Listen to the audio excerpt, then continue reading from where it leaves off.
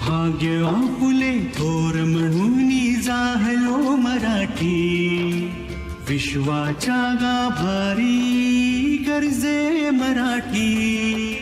भाग्य आपुले थोर म्हणून जाहलो मराठी, विश्वाच्या गाभारी गर्जे मराठी. गर्जे मराठी, गर्जे मराठी, विश्वाच्या गाभारी गर्जे मराठी. नमस्कार. गर्जे मराठी प्रस्तुत विश्वाच्या गाभारी गर्जे मराठी या कार्यक्रमामध्ये आपल्या सगळ्यांचं मनापासून स्वागत. या भागामध्ये आपल्याकडे आले आहेत संजय देसाई सर. त्यांचं आपण सगळ्यात प्रथम आधी स्वागत करूया. नमस्कार सर, आपलं कार्यक्रमात स्वागत. नमस्कार. संजय देसाई हे सध्या सिंगापूर इथून आपला व्यवसाय करत आहेत. संजय यांचा जन्म आणि संगोपन रत्नागिरी जिल्ह्यात एका पारंपरिक कुटुंबात झालं, जिथे शिक्षण आणि मूल्यांचा खूप आदर केला जात असे. त्यांनी वयाच्या 15व्या वर्षापर्यंत मातृभाषेतच शिक्षण घेतलं. लहानपणापासून त्यांना खेळाची आवड होती. त्यांनी मुंबई विद्यापीठ आणि मुंबई अंडर-19 जिल्हा क्रिकेट संघाचं प्रतिनिधित्वही केलं आहे. त्यांनी मुंबई विद्यापीठातून वाणिज्य विषयात पदवी पूर्ण केली आणि नंतर एपिक्स USA, इन्स्टेड सिंगापूर आणि फ्रान्स इथल्या जागतिक संस्थांमधून पुरवठा साखळी आणि व्यवस्थापनामध्ये व्यावसायिक पात्रता मिळवली. पुढच्या 30 वर्षात त्यांनी Exxon Mobil, Apple, Dell, Thermo Fisher Scientific अशा जागतिक कंपन्यांमध्ये आपलं करिअर घडवलं. त्यांनी मोठे प्रादेशिक व्यवसाय व्यवस्थापित केले. कॉर्पोरेट जगात अनेक वर्ष यशस्वीपणे घालवल्यानंतर संजय यांनी व्यवसायांना मार्गदर्शन आणि उभारणी करण्याच्या त्यांच्या आवडीच्या कामामध्ये जाण्याचा निर्णय घेतला. त्यांनी सिंगापूरमध्ये स्वतःचा सल्लागार व्यवसाय सुरू केला, ज्यामुळे स्टार्टअप्स आणि लघु ते मध्यम उद्योगांना त्यांचे दृष्टिकोन आकार देण्यात ते मदत करतात. पुरवठा साखळी व्यवस्थापनात उत्कृष्टतेला प्रोत्साहन देणाऱ्या परिषदा, प्रशिक्षण कार्यक्रम यात ते सक्रियपणे सहभागी असतात. भेटूया संजय देसाई यांना. तर सर, आत्ता मी म्हटलं तसं सप्लाय चेन मॅनेजमेंटमध्ये तर तुम्ही आहातच, पण तुम्ही क्रिकेट पण खेळायचात तुमच्या शालेय जीवनात आणि अंडर-19 पर्यंत मुंबईला साठी सिलेक्शन सुद्धा तुमचं झालेलं. परफेक्ट. म्हणजे खेळाची पण आवड होती आणि अभ्यासातही चांगले होतात. त्याच्यामुळे ह्या क्षेत्राकडे वाटचाल कशी झाली हे दोन्ही करता करता? परफेक्ट. सो सर्वप्रथम तुमचे आभार, सह्याद्री चॅनलचे आभार आणि गर्जे मराठीचे असो, कारण ही आज संधी मला मिळाली की तुमच्या सगळ्यांशी आपण काही थोडं वेळ बोलू शकू. सो सर्वप्रथम सप्लाय चेन म्हणजे काय, आपण ते थोडंसं नंतर त्याच्यासाठी बोलू. पण अगदी एक क्विक डेफिनेशन म्हणजे आपण ज्या काही गोष्टी आपण ज्या कन्झ्युम करतो, खातो, जेवतो किंवा आपण काही गोष्टी विकत घेतो, म्हणजे मला वाटतं त्याला पूर्वी लॉजिस्टिक्स म्हणायचं. एक्झॅक्टली. तर लॉजिस्टिक्स म्हणजे मुवमेंट ऑफ गुड्स, म्हणजे याच्यामध्ये आपण बॉक्सेस मूव्ह करतो, आपला जो माल रस्त्यावरनं जातो, ह्या सगळ्या गोष्टी लॉजिस्टिक्स म्हणतात, कारण ती फिजिकल मुवमेंट झाली. पण सप्लाय चेन हे अजून त्याचं वरचं फंक्शन आहे. Logistics is a sub function of supply chain. आणि त्याच्यामुळे मी सप्लाय चेन हे साधारण गेले 40 वर्ष करतोय. अगदी माझ्या पहिल्या जॉबपासून, जेव्हा मी वेअरहाऊसिंगपासून सुरू केला, त्याच्यानंतर गेल्या 40 वर्षात खूप फरक पडले आणि सप्लाय चेन हॅज इव्हॉल्व्ड. ते अगदी खूप बदल झाले, खूप चेंजेस झाले. आणि आता आपण जे काही सप्लाय चेन बघतोय हे खूप वेगळं आहे आणि जवळ 20 वर्षापूर्वी वेगळं होतं, आधी त्याच्या 20 वर्षापूर्वी देखील वेगळं होतं. सो आता तुम्ही स्पोर्ट्स म्हटलं तर बेसिकली मी रत्नागिरीमधनं जरी आलो तरी बऱ्याच वर्षापूर्वी आधी मी ठाण्याला आलो होतो, वयाच्या साधारण 4 ते 5 वर्ष असं असताना. तेव्हाच मला आठवते म्हणजे. आणि मग त्याच्यानंतर माझं सगळं आयुष्य ठाण्यामध्ये गेलं, ते पण म्युन्सिपल स्कूल्समधनं गेलं, कारण परिस्थितीच तशी होती. 10 बाय 10च्या रूममध्ये जन्म झालेला आणि संपूर्ण 16 वर्ष माझी पहिली मराठी मीडियममध्ये गेली. त्यामुळे मी इंग्लिश सुरू केलं शिकायला वयाच्या 14 ते 15 वर्षी. आणि आज परिस्थिती अशी आहे की मी आज 2000 लोकांसमोर देखील इंग्लिशमध्ये कीनोट करू शकतो कुठल्याही सप्लाय चेनच्या एखाद्या विषयाबद्दल. सो त्यावेळेला परिस्थिती अशी वेगळी होती की एखादा मुळचा आता मी क्रिकेटर होतो आणि माझ्या बाबा मला नेहमी सांगायचे की अरे क्रिकेटमध्ये अजिबात काही करिअर नाही आहे, काही पैसा नाही आहे, तुला क्रिकेट कशाला खेळायचं आहे. आणि मी खूप चांगला फास्ट बॉलर होतो. फक्त स्पोर्ट्समन हे म्हणजे तुम्हाला स्पोर्ट्स शिकवतं की एक दिवस तुमचा परफॉर्मन्स चांगला असतो तर दुसऱ्या दिवस तुमचा परफॉर्मन्स बेकार होऊ शकतो. आणि त्याच्यामुळे तुम्ही शिकता की दर दिवशी वेगवेगळे अनुभव येतात, वेगवेगळे चॅलेंजेस येतात. काही छान असतात, काही वाईट असतात. पण ह्याच्यामध्ये ते अशी एक गोष्ट कळते आपल्याला की संपूर्ण काही असे सलग गोष्टी नसतात. सगळ्या काही म्हणजे मोठ्या आयुष्य buildings असतात. सरळ रेषा नसते. आयुष्य सरळ रेषा कधीच नसते. आणि जर सरळ रेषा असेल तर ते तर आयुष्य ऍक्च्युली नाही. आयुष्य स्लो होतं ते आणि चॅलेंज नसतात. जर अप्स अँड डाऊन्स असतील तर ऍक्च्युली आयुष्य चांगलं असतं थोडंसं आणि तुम्ही शिकता खूप. त्याच्यामुळे सुरुवातीलाच खेळाडू असल्यामुळे बऱ्याच वेळेला अक्षरशः पडून म्हणजे अगदी शाब्दिकदृष्ट्या देखील किंवा मेटाफॉरिकली स्पीकिंग देखील पडून परत उठण्याची जी कला असते किंवा त्याच्यामागची जी सायकोलॉजी असते ही स्पोर्ट्समुळेच निर्माण झाली. आणि त्याच्यानंतरच्या मग आयुष्यामध्ये ज्यावेळेला मी माझं BCom कंप्लीट केलं आणि ज्यावेळेला मी हिंदुस्थान BCom कंप्लीट करायच्या आधी मी हिंदुस्थान लिव्हरमध्ये वेअरहाऊसमध्ये वर्कर म्हणून लागलो. आणि खांद्यावरनं बॉक्सेस घेऊन 1 वर्ष मी ज्याला लास्ट इयरला होतो त्यावेळेला खांद्यावरनं बॉक्सेस वेअरहाऊसमध्ये मी लोड केले. मी वेअरहाऊसेसचे टॉयलेट्सपासून धुतलेली आहेत म्हणून संपूर्ण, ज्याला ISO 9000 आता असं आपण म्हणतो. आणि त्याच्यानंतर मग मी ग्रॅज्युएट झाल्यानंतर क्लर्क झालो आणि मी हिंदुस्थान लिव्हर करता जवळजवळ 4 वर्ष मी क्रिकेट खेळलो कारण मी फास्ट बॉलर होतो. पण त्यामुळे माझे अंडर 19 बॉम्बेला सिलेक्शन होऊन देखील मी क्रिकेट जास्ती पुढे खेळू शकलो नाही. पण मी इंटर कॉलेजिएट खेळलो 3 वर्ष, मी ठाणा डिस्ट्रिक्ट खेळलो 3 वर्ष, मी कल्याण डिस्ट्रिक्टमध्ये पण खूप खेळलो. आणि खूप चांगला फास्ट बॉल असल्यामुळे मला 1977 ते 1980 3 वर्ष मला वानखेडेवरती मुंबईच्या टीमविरुद्ध किंवा जे टेस्ट टीम असते त्यांच्या अगेन्स्ट मला क्रिकेट फास्ट बॉलिंग करायला मिळाली. हा जो अनुभव मिळाला आणि डोंबिवलीपासून दररोज विटीला जायचं दर रविवारी सकाळी 6ची गाडी घेऊन आणि संध्याकाळी परत यायचं, हा जो एक प्रवास झाला त्या प्रवासाने इतकं काही शिकलो की त्याचा मला माझ्या पूर्व आयुष्यात आजतागायत हा देखील उपयोग होतो. आणि त्याच्यामधनं काही गोष्टी अशा शिकलो की दररोज लाईफ वेगळं असतं, दररोजचे अनुभव वेगळे असतात आणि यू शुड बी रेडी. आणि 2 गोष्टी प्रामुख्याने कळल्या की पहिली गोष्ट, सगळ्यात मोठी गोष्ट म्हणजे आपण लोकांशी कनेक्ट होणं, त्यांच्याकडनं शिकणं आणि त्यांच्याबरोबर काम करणं हा एकमेव सक्सेसचा पाया आहे. आणि दुसरी गोष्ट म्हणजे की कुठल्याही गोष्टीला नाही मी कधीच म्हटलं नाही. एखादी छोटी अपॉर्च्युनिटीज असेल, आज देखील एखादा छोटा प्रोग्राम मिळाला, कॉन्ट्रॅक्ट मिळाला आणि जर मला वेळ असेल तर मी अगदी जरूर करतो, इन्क्लुडिंग मेंटरिंग देखील. ह्या 2 गोष्टी ज्या बाबांनी मला शिकवल्या. माझे बाबा खूप लवकर वारले, माझ्या वयाचे 30व्या वर्षी माझे बाबा नव्हते, पण त्यांनी ज्या गोष्टी मला शिकवल्या त्याचा आजतागायत देखील मला फायदा होत आहे. आणि म्हणून लहान गावातनं येऊन देखील मुंबईला आणि ठाण्याला सेटल झाल्यानंतर असं कधी लहान नाही वाटलं. इनफॅक्ट लहान असल्यामुळे प्रत्येक गोष्ट करण्यामध्ये जी मजा आली आणि जी अचिव्हमेंट करण्यामध्ये मजा आली त्यामुळे ते ॲडव्हान्टेज असं वाटलं ॲक्च्युअली शिवानीजी. बरोबर आहे. पण मग ह्या क्षेत्रात कसे आलात तुम्ही सप्लाय चेन? सो मी ज्यावेळेला सुरुवातीला लिव्हरमध्ये काम सुरू केलं त्यावेळेला मी वेअरहाऊसिंगमध्येच होतो, कारण मी वेअरहाऊसिंगमध्येच त्यावेळेला त्यांच्याकडे वर्कर म्हणून होतो. मग तिथेच मी त्याच 20 लोकांचा मी बॉस झालो क्लार्क म्हटल्यानंतर. त्याच्यामध्ये एक वेगळा आनंद होता. आणि मग त्याच्यानंतर मग ज्यावेळेला लिव्हरनी सांगितलं की आपल्याला संपूर्ण वेअरहाऊस अपग्रेड करायचं आहे, म्हणजे त्याला काही नवीन टेक्नॉलॉजी आणायची होती, मग ती टेक्नॉलॉजी मी शिकलो. आणि मग त्यावेळेला मला काही संधी अशा मिळाल्या की मला डेन्मार्कला जाता आला लिव्हरमुळे. लिव्हरच्या मेन ऑफिसमध्ये काही दिल्लीमध्ये देखील जायला मिळालं. आणि मग मी हळूहळू ही सप्लाय चेनला निगडीत असलेली टेक्नॉलॉजी जी आहे वेअरहाऊसमधली ती मला शिकायला मिळाली. आणि जशी मी हळूहळू टेक्नॉलॉजी शिकलो तर मला नवीन नवीन रोल मिळत गेले. 6 वर्षात मला हिंदुस्थान लिव्हरमध्ये मला 3 रोल मिळाले 2-2 वर्षांनी. आणि 2 प्रमोशन झाली. माझं शेवटचं प्रमोशन हे हिंदुस्थान लिव्हरला त्यांच्या कॉर्पोरेट ऑफिसला HLL हाऊसला होतं 1 वर्ष, चर्चगेटला.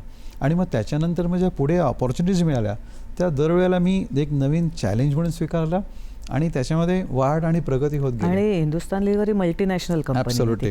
तुम्ही जसं म्हणता ते आपण मल्टीनॅशनल, मी जर हिंदुस्थान लिव्हरला काम नसतं केलं ते 6 वर्ष तर मी गॅरंटेड सांगू शकतो मी आज इथे बसून नसतो शकलो. हिंदुस्थान लिव्हर हे नुसती कंपनी नाही आहे, ती ॲक्च्युअली ट्रेनिंग इन्स्टिट्यूट आहे. त्यांचं एक सेंटर होतं वर्लीला गुलिटा म्हणून. आणि जे लोक हिंदुस्थान लिव्हरमध्ये असतील, गरजे मराठीमधले आता बघत असतील, त्या सगळ्यांना 1990 आणि 2000 पर्यंत गुलिटा सेंटरमधनं प्रत्येक मॅनेजमेंट लेवलचा माणूस गेलेला आहे. पण मग हिंदुस्थान लिव्हरमधनं दुसरी उडी कशी घेतली? हो, सो कसं असतं की तुम्ही ज्यावेळेला सप्लाय चेन किंवा अशा एखाद्या क्षेत्रात काम करता की जे ग्रोईंग सेक्टर आहे त्याच्यामुळे तिथे दरवेळेला टेक्नॉलॉजी काहीतरी नवीन येत गेली. आणि जसा माझा रोल चेंज झाला, सुरुवातीला मी फक्त वेअरहाऊसिंग बघायचो, मग 2 वर्षांनी वेअरहाऊसिंग आणि प्लॅनिंग सुरू केलं, अजून 2 वर्षांनी मग वेअरहाऊसिंग प्लॅनिंग करून ऑल इंडिया म्हणजे पॅन इंडिया सप्लाय चेन एका पर्टिक्युलर BU करता मला बिझनेस युनिट करता, ज्याच्यामध्ये सोप कंपाऊंड किंवा हमाम सोप किंवा लिरिल सोप असे होते. मग हा असा रोज जसा मोठा होत गेला तसा हळूहळू ईर्ष्या मोठ्या होत गेल्या आणि स्वप्न मोठी होत गेली. आणि म्हणून मग 20 कोटीवरनं 100 कोटीवरनं 500 कोटी केल्यानंतर असं वाटलं की पुढचा हा जॉब माझा 1000 कोटीचा कसा मिळू शकेल. वा. आणि त्यामुळे मग पुढची झेप जी होती ही एका दुसऱ्या प्रॉडक्टमध्ये गेली. ऑइल अँड गॅसमध्ये शिरलो. एक फ्रेंच कंपनी होती आणि मग तिथे मोठा रोल मिळाला, तिथे ऑल इंडिया रोल मिळाला आणि संपूर्ण फंक्शन करून मी सडनली फक्त 2 ते 3 वर्ष काम केल्यानंतर मी तिथे पीपल मॅनेजर झालो. मला माझी स्वतःची टीम मिळाली. वा. आणि तो बेसिकली एक सक्सेसचा फॅक्टर होता, कारण मला लोकांशी कनेक्ट व्हायला आवडतं, लोकांशी बोलायला आवडतं. आणि मग तिकडनं जे मला बेसिकली जे बाळकडू मिळालं पहिल्या दुसऱ्या वर्षामध्ये मोटूरमध्ये किंवा त्याच्यानंतरच्या कंपनीमध्ये, त्याचा फायदा मला खूप पुढे झाला. आणि ही प्रगती तशीच होत गेली पुढे पुढे. बरोबर. आपण BCom नंतर PhD पर्यंतचा प्रवास पण आम्हाला जाणून घ्यायचा आहे तुमचा. सो PhD मी सध्या करतोय. अजून मला सनद मिळाली नाही आहे. पण असं होतं की मी सांगितलं ना की एखादा लो बेस जर असला तर त्याचा फायदा असा असतो की तुमची जास्तीत जास्त करण्याची जिद्द असते राहते. आणि प्रत्येक गोष्ट हे स्केल अप असतं. त्याच्यामुळे तुम्हाला असं वाटतं की BCom झालं, मग त्याच्यानंतर मग INSEADचा कोर्स केला, त्याच्यानंतर मग एपिक्स म्हणून एक USची एक ऑर्गनायझेशन आहे, त्याच्याबद्दल एपिक्सच्या पहिली डिग्री केली CPIM, त्याच्यानंतर एक CRA म्हणून सर्टिफिकेशन केलं, मग INSEADची दुसरी डिग्री केली. असं करत करत मग मास्टर्स केलं. आणि मग नंतर काही सप्लाय चेनची फंक्शन्समध्ये काही ERP ॲप्लिकेशन्स आहेत, जसे ओरॅकल आहे, SAP आहे, या सगळ्या शिकत गेलो हळूहळू. आणि शिकण्याची जिद्द किंवा ही जी सवय जी लागली की त्याच्यामुळे नवीन रोल्स मिळत गेले, नवीन देशांतर करायला मिळालं, नवीन देशात राहिलो. सो वयाच्या अक्षरशः 35व्या वर्षी मी फ्रान्समध्ये गेलो, तिथे राहिलो एखाद महिना. अमेरिकेत गेलो बरेच वेळा. आता म्हणतो मी गेल्या 25 वर्षात अमेरिकेत जवळजवळ 30 वेळा तरी गेलो नसेल. वर्षांना 2दा तरी मी जातो जवळजवळ. आणि दरवेळेला 3 महिने किंवा साधारण 3 आठवड्यामध्ये 3 महिने राहू शकतो. राईट, प्रोजेक्ट्स असतात. तर ह्या सगळ्यांमधनं वेगवेगळ्या अपॉर्च्युनिटीज मिळाल्या, वेगवेगळे एज्युकेशनचे माध्यमं मिळाली. आणि कपॅसिटी असल्यामुळे आणि एक विचारधारणा असल्यामुळे कधी हे अशक्य असं वाटलं नाही. अशक्य होतं, पण ज्यावेळेला माणसं चांगली जवळ असतात, ज्यावेळेला तुम्हाला मेंटर्स चांगले मिळतात आणि मार्गदर्शन असतं, तर बऱ्याचशा गोष्टी होऊन जातात चिकाटी असेल तर. आता तुम्ही मेंटॉर म्हणाल्यावर मला आठवलं की तुम्ही पण आता बऱ्याच जणांचे मेंटॉर झालेला आहात आणि तुम्हालाही शिकवायला आवडतं.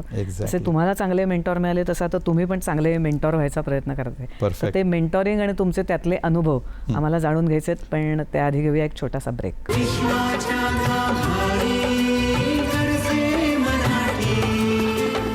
ब्रेक नंतर आपलं पुन्हा एकदा स्वागत. तर सर, आता सप्लाय चेन मॅनेजमेंटविषयी तुम्ही सांगितलं आम्हाला, त्यात सुद्धा तुम्ही म्हणालात की आपल्याला एक चांगले मेंटॉर मिळाले तर आपलं चांगलं करिअर घडू शकतं, आपण व्यवस्थित एका राईट पाथवर जातं आपलं आयुष्य. तसंच तुम्ही पण आता मुलांना मेंटॉरिंग करताय, कारण तुम्हालाही शिकवण्याची आवड होती, बऱ्याच ठिकाणी लेक्चर्स पण देता, गरजे मराठीशी कनेक्ट आहे, म्हणजे चांगले मेंटॉरही मिळाले आणि आता तुम्ही एक चांगले मेंटॉर व्हायचा प्रयत्नही करताय. तर या क्षेत्रातले तुमचे सप्लाय चेन मॅनेजमेंटच्या क्षेत्रातले अनुभव आणि मेंटॉरिंगबद्दलही काय सांगू शकाल? First class. सो शिवानीची अगदी बरोबर आहे. आणि मला जर मेंटॉर मिळाले नसते माझ्या आयुष्यामध्ये, म्हणजे 1990मध्ये किंवा 2000मध्ये जे काही माझे 2-3 मेंटॉर होते आतापर्यंत, तर बहुतेक एवढी प्रोग्रेस नसती झाली. कारण मेंटरशिपचा एक ॲडव्हान्टेज असा असतो की लोकांना अनुभव असतो आणि त्यांच्या पाठीशी अनुभवाने त्यांनी शिकल्यामुळे त्यांना एक शिकवता पण चांगलं येतं. कारण आपण जर चांगले अनुभव असेल आणि तुम्हाला जर मेंटर असेल, तर ज्याला आपण रिव्हर्स मेंटरिंग म्हणतो, हा सगळ्यात जास्त ॲडव्हान्टेज आहे. आता आज मी जवळजवळ 40 ते 50च्या वरती स्टुडंटना मी मेंटरिंग केलं आहे. आणि मी तुम्हाला सांगू शकतो की मी या स्टुडंटना शिकवण्यापेक्षा मी ह्यांच्याकडनंच जास्ती शिकलेलो आहे. आणि ही रिव्हर्स मेंटॉरिंग प्रोसेस जी आहे ही इतकी इम्पॉर्टंट आहे आणि ही इतकी फुल प्रूफ आहे की त्याच्यामुळे इतकं जास्ती शिकता येतं की त्याचा तुम्हाला हळूहळू पुढच्या मेंटरिंगला फायदा होतो. ही म्हणजे पत्त्याखालची जादू आहे. एका पत्त्या बघितल्यानंतर दुसरा पत्ता सांगता येतो, तसा येते. तुम्ही इथे जे काय शिकता हे तुम्ही कुठेतरी आत्मसात करून वापरू शकता. आणि ही ॲबिलिटी तुम्हाला फक्त येईल ज्याला तुम्ही मेंटॉरिंग करता, कारण तिथे थोडेसे प्रॉब्लेम्स येतात, चढाव असतात, उतार असतात, पण तुम्ही त्याच्यातनं शिकता. आणि म्हणून मेंटॉरिंग करणं हे जेवढं इम्पॉर्टंट आहे, तेवढं तुम्हाला मेंटॉर असणं हे देखील इम्पॉर्टंट आहे. आणि म्हणून आजचे जे स्टुडंट आहेत ज्यांना मी मेंटरिंग करतो, त्यावेळेला मी त्यांना सांगतो की तुम्हाला मेंटॉर असणं इतकं इम्पॉर्टंट आहे. कारण मेंटॉरचा रोल हा असा असतो, तो म्हणजे आपण मडकं करतो ना त्या साच्यावरती, तसं येते. जास्ती दाबलं तर मडकं तुटू शकतं, जर कमी केलं तर शेप नीट येत नाही. ही जी आर्ट आहे ही तुम्ही हळूहळू करूनच शिकता. आणि तुम्ही बघता स्वतःला की आपण काय करतो हळूहळू, 5 वर्षांत कळतं, 10 वर्षांत कळतं. आणि मेंटॉरशिप जे करतात, मेंटीज जे असतात, त्यांना हळूहळू मेंटॉर कसा आपल्याला गाईड करतोय ह्याचं ज्ञान मिळून ते देखील चांगले मेंटॉर होऊ शकतात. त्यामुळे ही प्रोसेस 2 वे आहे आणि ती अतिशय सेल्फ फुलफिलिंग प्रोसेस आहे. बरोबर.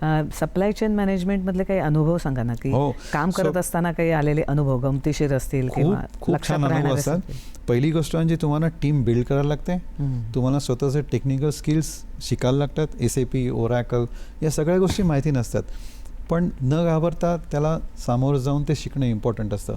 आणि हे इतकं इझी पण नाही, पण इतकं डिफिकल्ट तर नक्कीच नाही आहे. तुमच्या मनस्थिती, तुमच्या मेंटॅलिटी अवलंबून आहे. आणि परत तुम्हाला मेंटर्स कसे मिळतात, तुमचे कलिग तुम्ही कसे करता. सप्लाय चेन मॅनेजमेंट ह्या क्षेत्राची, म्हणजे आता तुम्ही सिंगापूरला काम करताय, करेक्ट. तर भारतामध्ये काय स्थिती आहे? म्हणजे भारतात पण त्याला खूप चांगला आता भारताचं सप्लाय चेन हे जवळजवळ गेल्या 10 वर्षांमध्ये एवढं जास्ती फोफावलं आहे आणि त्याची एवढी जास्ती ग्रोथ आहे. आणि इथे अजूनही पुढचे जवळजवळ 20 ते 25 वर्ष भारतामध्ये सप्लाय चेन अतिशय प्रामुख्याने बदल करेल. आणि आज जे सरकार जे पैसे आपण जे इन्व्हेस्ट करतोय, गतिशक्ती म्हणा किंवा production link incentive development plan जे आहेत किंवा आपले SME स्ट्रक्चर जे करतोय, ह्याच्यामध्ये सप्लाय चेन हे असं फंक्शन आहे जे इतर 7 ते 8 फंक्शनच्या बरोबर काम करतं आणि ऑर्गनायझेशन डेव्हलपमेंट होऊ शकते. त्यामुळे आता जर एखादा यंग जो ब्लड असेल आणि त्यांना जर एखादं फंक्शन सिलेक्ट करायचं, तर मी सांगेन अगदी निर्धास्त डोळे झाकून सप्लाय चेनवर उडी घ्या. कारण हे एक असं फंक्शन आहे जे तुम्हाला 5 ते 6 फंक्शन ॲक्च्युली शिकवतं, की फायनान्स कसं काम करतं, क्वालिटी इंजिनिअरिंग कसं काम करतं, टेक्नॉलॉजी कसं काम करतं. आणि तुम्हाला शिकायलाच लागतं ते अंडरस्टँड करण्याकरता. त्याच्यामुळे आजचं फंक्शन जर कोणी मला विचारलं, सप्लाय चेन नंबर 1. पण तुम्ही बरीच वर्ष नोकरी केल्यानंतर स्वतः 2017 साली all about supply chain he company स्वतःची स्थापन केली. तर मग आता तुमच्या स्वतःच्या कंपनीतनं तुम्ही नेमकं काय काम करता? सो बेसिकली मी कन्सल्टिंग करतो. म्हणजे SMEs जे आहेत किंवा जे छोटे लघुउद्योग आहेत, स्टार्टअप्स आणि छोटे लघुउद्योग की ज्यांचं स्वतःचं प्रॉडक्ट मॅन्युफॅक्चर करतात किंवा ट्रेडिंग करतात, यांना बेसिकली सप्लाय चेन म्हणजे काय आणि तुम्ही काय करावं किंवा काय करू नये किंवा तुमची इकोसिस्टम काय आहे, म्हणजे संपूर्ण तुम्हाला जी इकोसिस्टम डेव्हलप करायचं आहे, तुमचा प्लॅटफॉर्म काय आहे आणि तुमचं प्रॉडक्ट मॅनेजमेंट स्ट्रॅटेजीज काय आहेत, तुमचे कस्टमर कोण आहेत, आपण ज्याला KYC म्हणतो बँकेमध्ये, नो युअर कस्टमर. हे नो युअर कस्टमर जे समजतं हे सप्लाय चेन, कारण हे एक फंक्शन आहे जे कस्टमरशी निगडीत आहे आणि हे दररोज कस्टमरच्या टचमध्ये असतं. आणि म्हणून मी संपूर्ण यंग मेंटर्स किंवा माझे जे मेंटीज आहेत, एंटरप्रेन्युअर्स, त्यांना मी फक्त एक बेसिक शिकवतो आणि त्याच्यानंतर जे ॲडव्हान्स ट्रेनिंग जे असतात ते स्वतः आपोआपच शिकतात, कारण त्यांना फक्त तुम्हाला चॅनल कळायला लागतं. असं आहे. हा तुमचा एवढा 40 वर्षाचा अनुभव आहे या क्षेत्रातला, तर ह्या क्षेत्राची सुरुवात कशी झाली असेल आणि आता ते कसं वाढत गेलंय जगभरात, काय सांगता? सो आपण जर 40 वर्षापूर्वी सप्लाय चेन असं नाव होतं आणि लॉजिस्टिक्स ही टर्म आली अमेरिकेमधनं. अमेरिकेच्या मिलिटरीमध्ये लॉजिस्टिक्स हे वापरलं जातं. अच्छा. कारण त्यांच्याकडे लॉजिस्टिक्सचा आर्मच असतो. संपूर्ण जे डिफेन्स असतं किंवा आर्मामेंट्स असतात, ही लॉजिस्टिक्स फंक्शन हँडल करतात. तेच फंक्शन आपण इथे कॉपी करून आपण त्याला सप्लाय चेन म्हटलं होतं. पण त्याच्यानंतर साधारण 1980 पासनं वेगवेगळी अदर फंक्शन्स सप्लाय चेनमधली, demand management, supply management, inventory management, SNOP management, warehousing, ही वेगवेगळी इंडिपेंडंट प्रॉफिट सेंटर्स बनत गेली. आणि तेव्हा लोकांना कळलं की लॉजिस्टिक्स हे एक सब फंक्शन आहे आणि मुवमेंट ऑफ बॉक्सेस आहे. सप्लाय चेन हे थोडंसं अजूनही वरच्या लेवलचं फंक्शन आहे, which encompasses all other functions as an umbrella function. आणि मग जसं जसं लोकांना कळत गेलं की इंडिपेंडंटली डिमांड, सप्लाय आपण जे मॅनेज करतो, इव्हेंच्युअली आपण आपले आयदर वस्तू विकत घेतो किंवा स्वतः बनवतो, ज्याला आपण मॅन्युफॅक्चरिंग म्हणतो, आणि मग नंतर आपण त्या स्टोअर करतो वेअरहाऊसिंगमध्ये आणि शेवटी कस्टमरला आपण पोचवतो, जे लॉजिस्टिक फंक्शन आहे. ही सगळी साखळी लोकांना जेव्हा कळत गेली 1980च्या नंतर, तेव्हा हळूहळू सप्लाय चेन या फंक्शनबद्दल लोकांना प्रेम जाणवायला लागला आणि त्याची व्हॅल्यू कळायला लागली.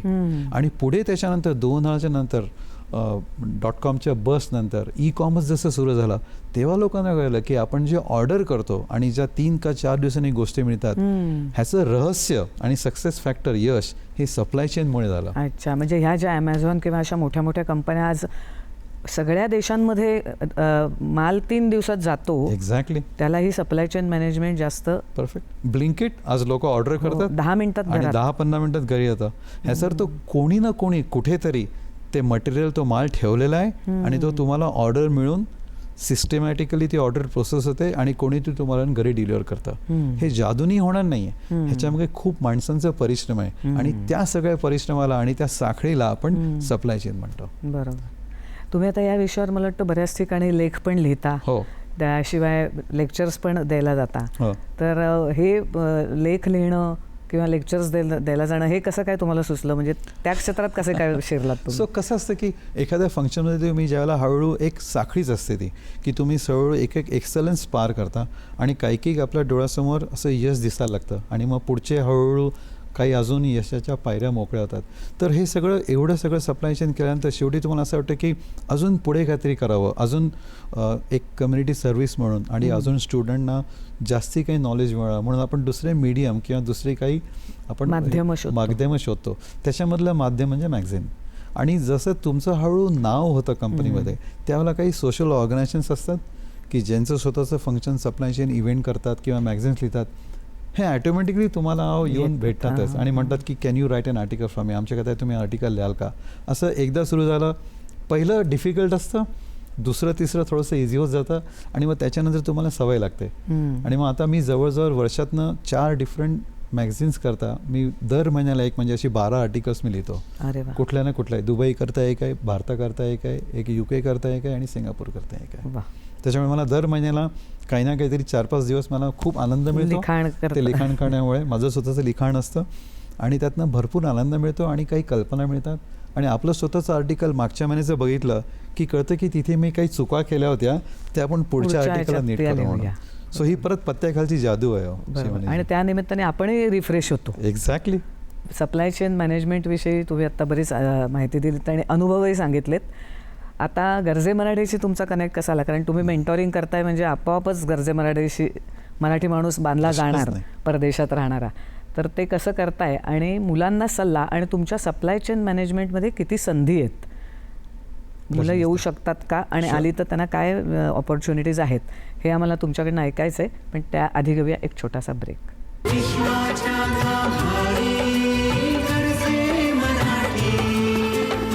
ब्रेकनंतर आपलं पुन्हा एकदा स्वागत. तर सर आता इतक्या 40 वर्षांचा अनुभव आहे आणि मला वाटतं F500 कंपन्या आपण ज्या म्हणतो त्यातल्या पण अनेक कंपन्यांबरोबर तुमचं काम चालतं सप्लाय चेन मॅनेजमेंटमध्ये. त्या सप्लाय चेन मॅनेजमेंटमध्ये काहीतरी असे बरे वाईट अनुभव आलेच असतात, कारण हे इतकं पटकन द्यायचं आहे, 4 दिवसात माल पोचला पाहिजे. तर तिथे कधीतरी कुठेतरी काहीतरी खटकलं असेलच, कुठेतरी ती चेन तुटली असणारच. तर असा काही अनुभव सांगता येईल का? ॲब्सोल्युटली. आता मी जवळ 11 वर्ष काम जवळ 40 वर्ष काम करतो आहे 11 कंपन्यामध्ये, त्यामुळे सगळ्या प्रकारचे अनुभव येतात. फॉर एक्झाम्पल ॲपल ही एक अशी कंपनी होती ज्याच्यामध्ये खूप चांगले अनुभव आले, खूप चांगलं शिकायला मिळालं, तत्त्वज्ञान म्हणजे टेक्नॉलॉजी शिकलो, खूप जास्ती फिरायला मिळालं, अमेरिकेत राहायला मिळालं. ही एक चांगली बाजू झाली.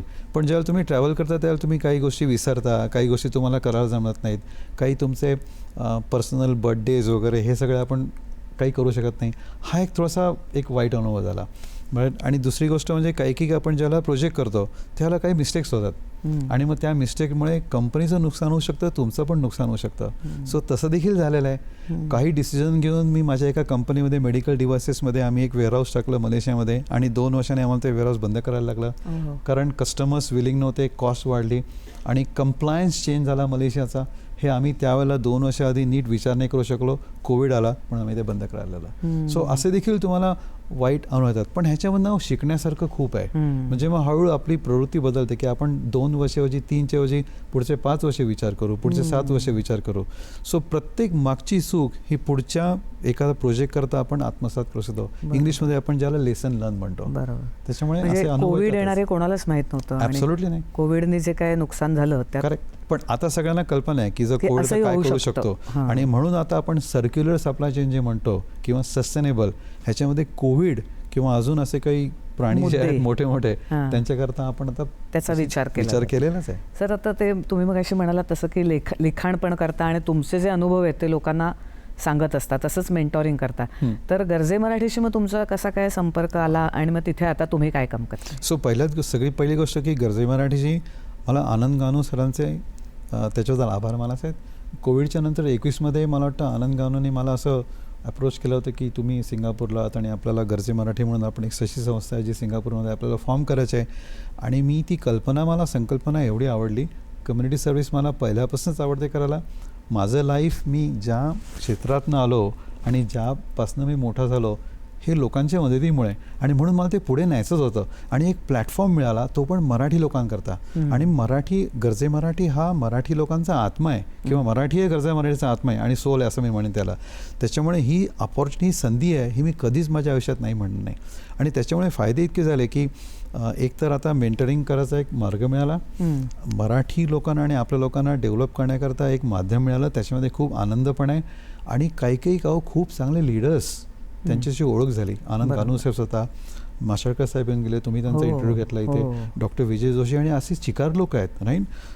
म्हणजे आता नावं आठवत नाहीत म्हणून पटकन, पण तो जो संपर्क आला आणि त्यांच्यामध्ये शिकायला मिळालं, हा अनुभव. तुमचाही एकमेकांशी संपर्क होतोय. हो. आणि तुम्ही महाराष्ट्राला काहीतरी करेक्ट. देताय. आता बघा ना, गर्जे मराठीमध्ये आम्ही माझा जिल्हा आणि त्याचा एक प्रोजेक्ट आहे की प्रत्येक जिल्ह्यात एक तरी उद्योजक निर्माण करायचं आहे. आज जवळजवळ 20 देशांमध्ये गर्जे मराठी आहे. जर तुम्हाला कुठे काही लागलं, समजा एखाद्या दुसऱ्या कुवेतमध्ये तुम्हाला जायचं आहे आणि तुम्हाला काही मदत हवी आहे, तर तुम्ही फक्त गर्जे मराठीच्या वेळावरती विचारलं, तुम्हाला 10 रिप्लाय येतात पटकन. त्याच्यानंतर तुम्हाला मेंटरिंग आम्ही जे करतो आता, ह्याच्यामुळे पुढच्या 5 वर्षापासून, कारण आउटपुट थोडा वेगळा येतो, राईट, 2-3 वर्षांचा आउटपुट करायला लागतो, पण इतके सगळे मराठी लीडर्स येणार आहेत गर्जे मराठीमुळे.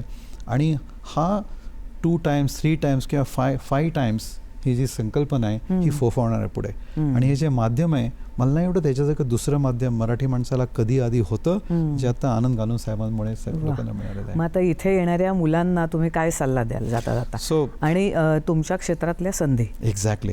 सो पहिली गोष्ट म्हणजे की तुम्हाला 2 गोष्टी सांगितल्याप्रमाणे आपण, राईट, की एक तर तुम्हाला वयाच्या 30पर्यंत तुम्हाला एक मेंटॉर स्वतःला डेव्हलप करायला लागेल.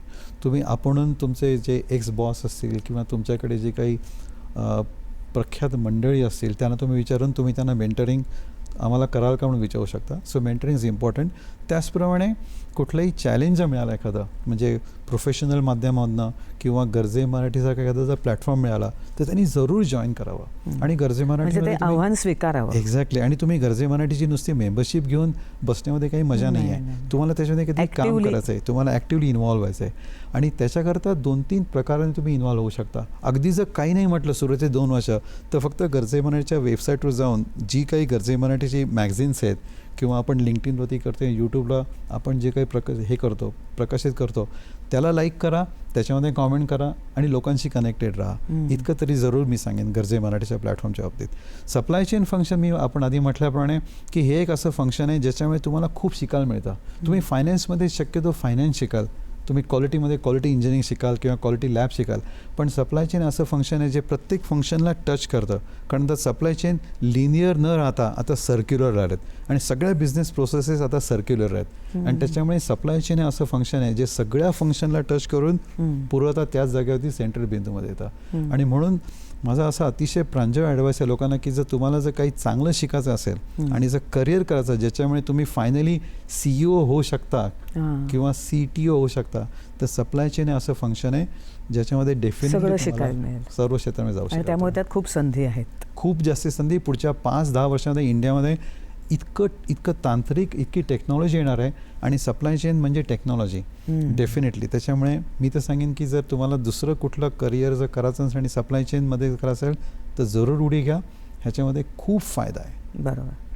तर सर, तुम्ही सप्लाय चेन मॅनेजमेंटची खूप चांगली माहिती दिलीत आणि सिंगापूर सारख्या शहरात स्वतःची कंपनी त्यातली तुम्ही काढलेत एका मराठी माणसाने, ही खरंच आम्हाला सुद्धा अभिमानाची गोष्ट आहे, आनंदाची गोष्ट आहे. आणि असं बरं वाटलं की एक मराठी माणूस दुसऱ्या देशात जाऊन एक स्वतःची कंपनी काढतो नोकरी सोडून, आणि ती पण छान चालवत आहे.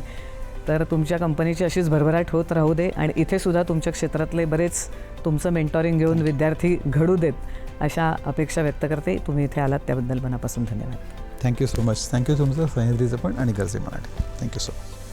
तर मंडळी, आपण पुढच्या भागात आणखी एका अशाच परदेशी राहणाऱ्या मराठी उद्योजक, संशोधक किंवा काहीतरी वेगळ्या क्षेत्रात काम करतात अशा एका मराठी जनाशी गप्पा गोष्टी करूया. या भागात इथेच थांबूया. नमस्कार.